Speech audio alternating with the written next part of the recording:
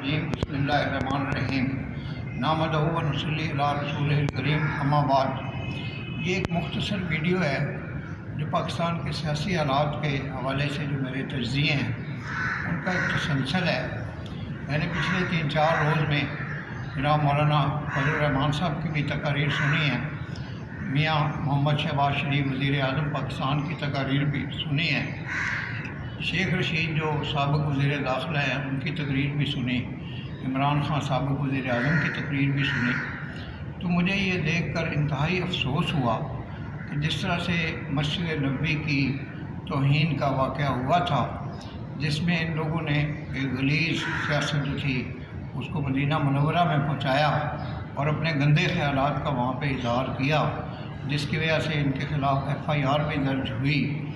اسی طرح سے عمران خان جو ملک کے سابق وزیر اعظم ہیں، ان سے یہ توقع نہیں کی جاتی کہ ایک جو قوم کی بیٹی ہیں مریم نواز، جنہوں نے بے شمار قربانیاں بھی دیں، جو کہ بلا شبہ ایک بہت بڑی پولیٹیکل لیڈر ہیں، ان کے حوالے سے اپنی جو ذہنی غلاظت ہے اس کا اظہار کریں اور ایسے ریمارکس ہیں جو ایک سابق وزیر اعظم کو زیب نہیں دیتے۔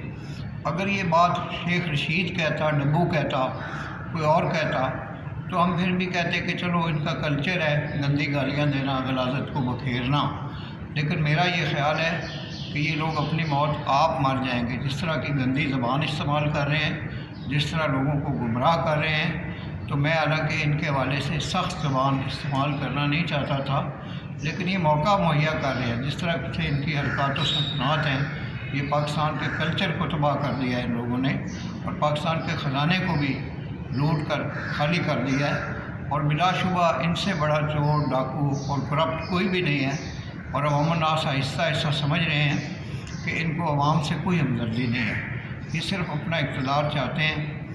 میں تمام سیاسی پارٹیوں سے اپیل کرتا ہوں کہ ان کی کوئی زبان کو لگام دینے کے لیے اقدامات اٹھائیں۔ یہ کس طرح سے آئے تھے ان کو خود پتہ ہے، یہ کس طرح سے گئے تھے ان کو خود پتہ ہے۔ یہ ایک آئینی پروسیس کے تحت گئے ہیں، اور پاکستان میں عدالتیں اب بھی ان کے حق میں بھی فیصلے دے رہی ہیں، ان کے خلاف بھی فیصلے آئیں گے، اور یہ اپنے کافر کردار کو بھی پہنچیں گے۔ میں بات کو زیادہ طول نہیں دینا چاہتا، کیونکہ جو خیر الکلام ہے ما قل و دل، بہترین کلام وہ ہے جو مختصر ہو اور جس میں دلیل ہو۔ وما علینا الا البلاغ المبین۔ آپ کا بے حد شکریہ۔ پاکستان زندہ باد۔